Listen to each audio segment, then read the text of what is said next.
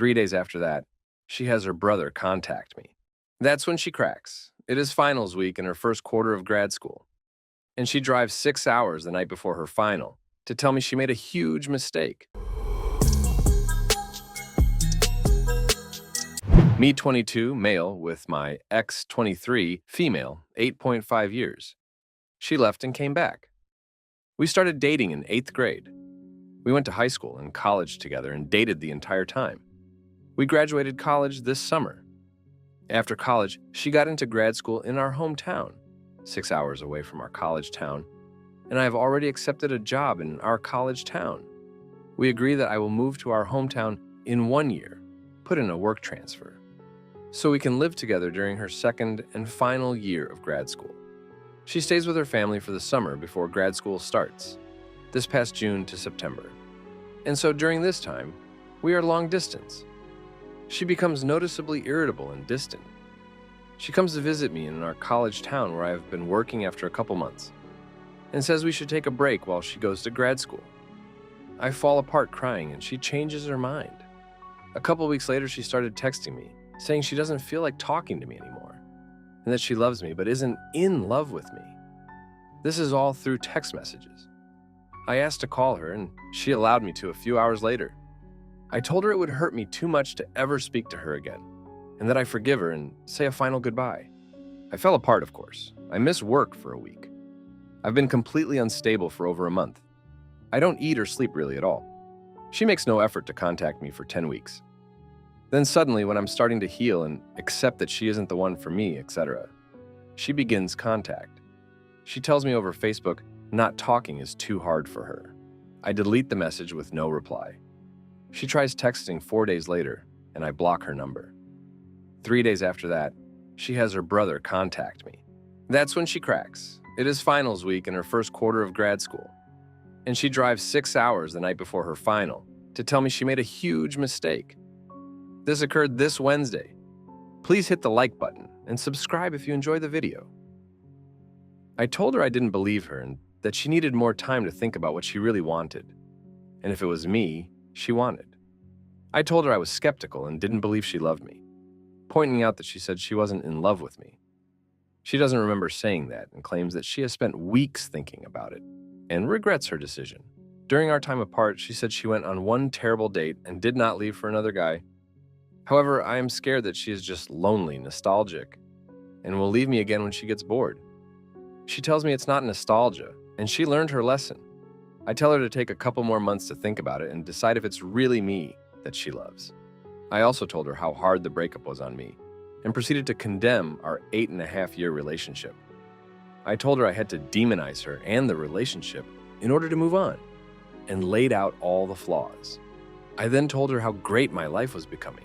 I now go to the gym every day, have gotten new hobbies, and am way more social with friends. What do I do here, guys? We dated for 8.5 years and she dumped me over text. 10 weeks later, after complete no contact, she is desperate for me to take her back. What do I do? Update. She left and came back 2 years later. Let's call her Lily. I was in shock and in some ways still am. She starts contacting me again in early November 2016. I ignore. She showed up unannounced at my apartment, having driven 300 miles from her grad school to where I now live and work. She apologized and tried to reunite. I built up walls already and told her politely no thanks, despite desperately wishing we were still together. I was so broken and sad that her arrival at my apartment enhanced the fantasy that maybe we could work it out. After all, I spent my formative years loving this person and yearning for her. She was my whole world still. I called Lily and asked to meet again around Thanksgiving since we will both be back in our hometown. We meet. After I ask specifically, Lily admits she slept with someone. I reply that I'm not interested in reuniting. We both go home grieving. Having grown up with Lily's parents and loving them as my own, I get Lily's mother to confess separately to me that Lily tried to contact her prospective new plaything after they slept together, and the new guy told her to get lost, confirming my hunch that I'm Lily's fallback plan. Lily never admitted this to me, but she did later admit that when she left me, she had already been asked out by this new guy, and that she wanted to say yes, so she dumped me. The pain is too much. I block her on everything. She tries to make contact several times and I don't respond. My mother dies in mid-January 2017. When my father calls Lily's mother to share the news, Lily's mother tells my father that Lily is in severe depression and has left grad school. I'm lonely and grieving and still in love with Lily. So I visit the day after my mother's funeral. By January, Lily had lost nearly 20 lbs.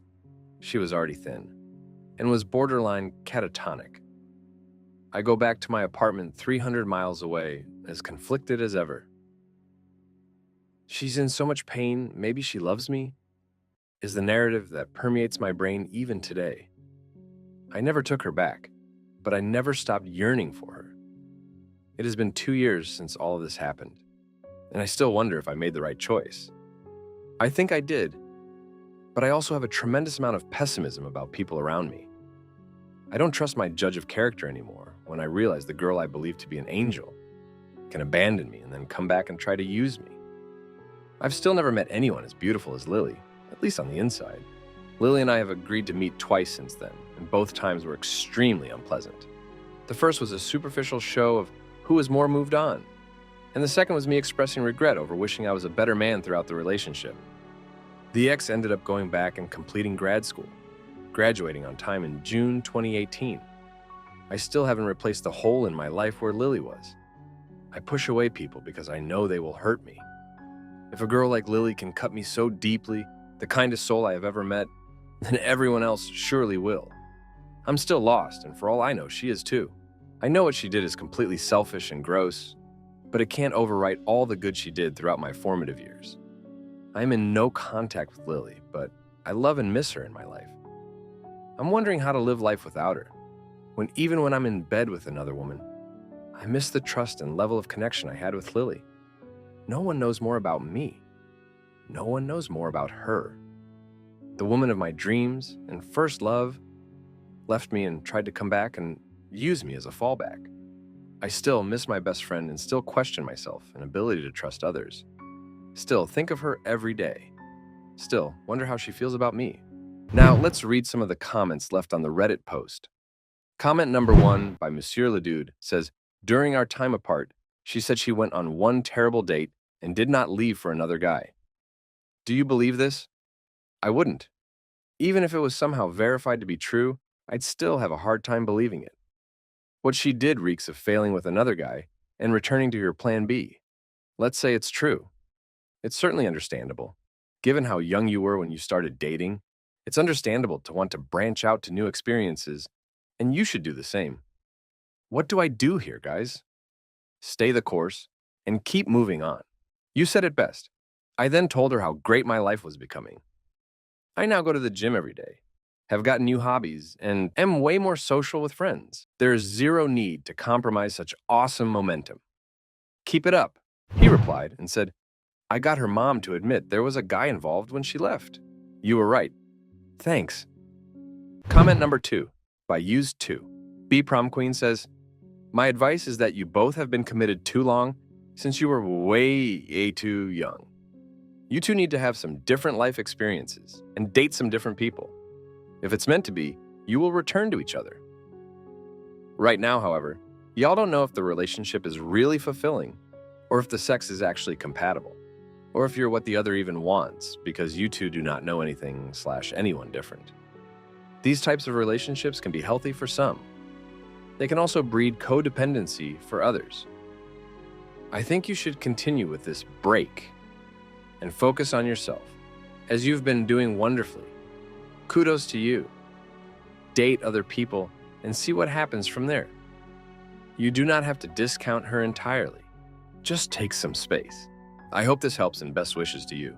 Be sure to like and subscribe as it helps the channel to grow. Comment what you think about the situation below. Thanks for watching.